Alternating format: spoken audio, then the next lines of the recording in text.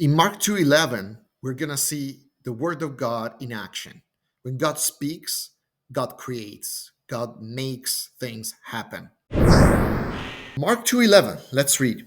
Soi lego eigere aron ton krabatonsu kai hupage eiston oikonsu. So, soi lego. So the first verb is lego, verb one. And it's Jesus speaking now in first person again. Soi is a personal pronoun, okay, in the second person singular, okay, to you. So it's Jesus speaking directly to the paralytic, okay, first person to second person. And here, this second part of the verse is actually what Jesus tells the paralytic. And Jesus tells the paralytic three things. First one, egere. So this is the first verb, okay? Then he says Aaron, second verb, and then he says hupage, third verb. So these are all imperative. Okay. So this is imperative one, imperative two, and imperative three. Okay. Three action that Jesus commands the paralytic to do, which is already funny because the paralytic per se is somebody that cannot even move, right? So the first is just this egere. The second is this Aaron that actually holds a direct object right here. Direct object. You see here this ending on, so it's an accusative. Okay, direct object connected with this genitive of the personal pronoun that we found so many times in the genitive case, masculine singular, which means of you. Okay, is the general form that in Greek it's used to create the idea of possession. So in English we can use your. Okay, of you means your. You find it again here. So again means your.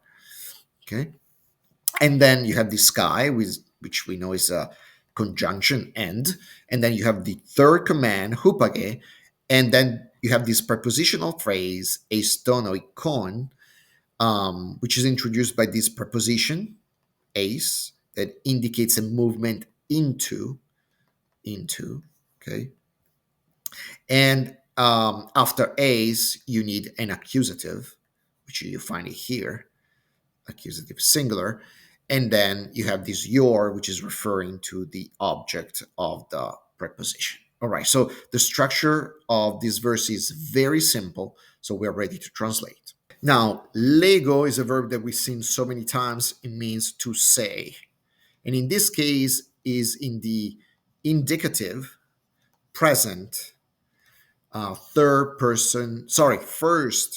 person singular.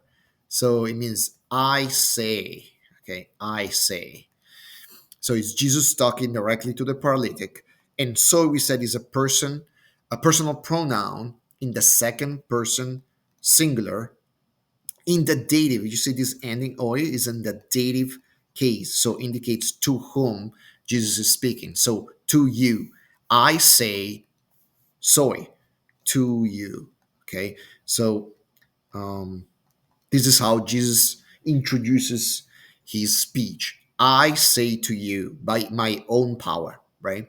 I say to you. And what does Jesus say to the paralytic? Well, we said three commands. So the first one is egere, which is an imperative present, which means rise, get up, rise, get up.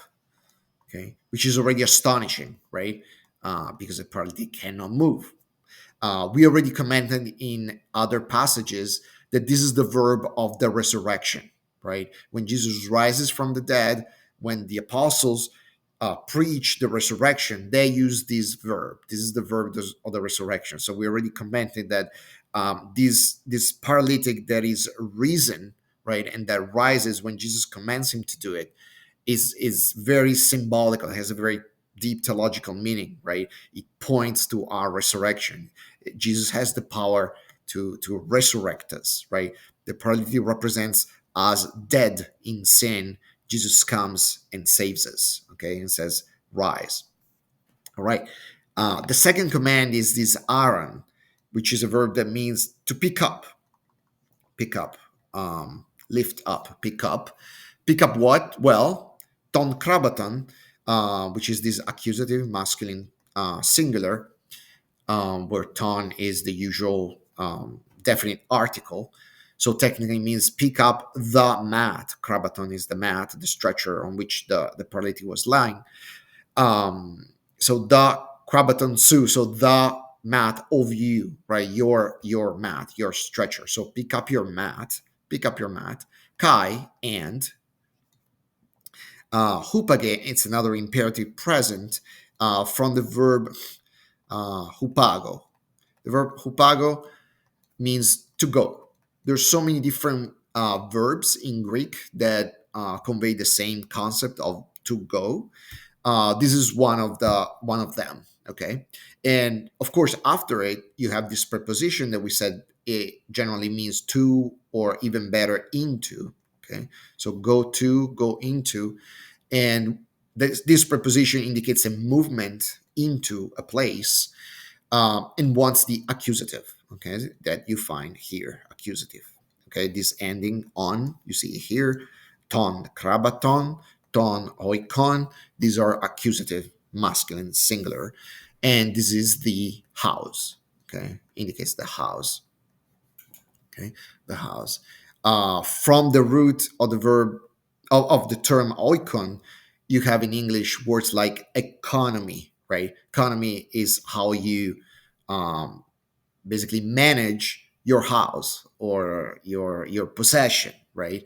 And so in general, economy is the management of your possession, of your house. Okay, so econ in this case is the house of you, so your house. So let's put that everything together, and it sounds like, and I say to you, get up, pick up your mat, and go home. Couple of considerations before concluding here. I've always wondered why Jesus specifically tell the paralytic not only to get up and go home, but also to pick up his mat. He could just told him, just get up, go away. You're healed, right? What's the point in asking the paralytic to pick up his mat?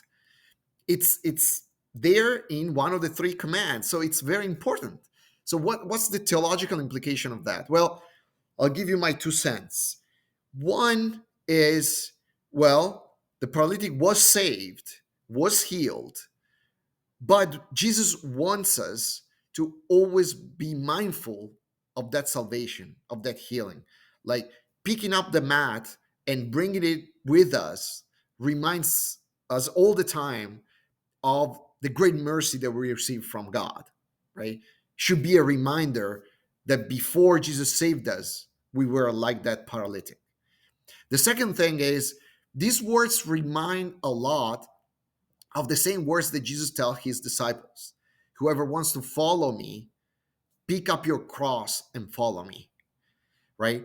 In this case, Jesus says, pick up your mat, right? That mat was the mat of was the cross of the paralytic, right? Literally, he was lying there because he was suffering there. He couldn't even move, right? He represented his cross. And Jesus says, if you want to follow me, don't forget your cross.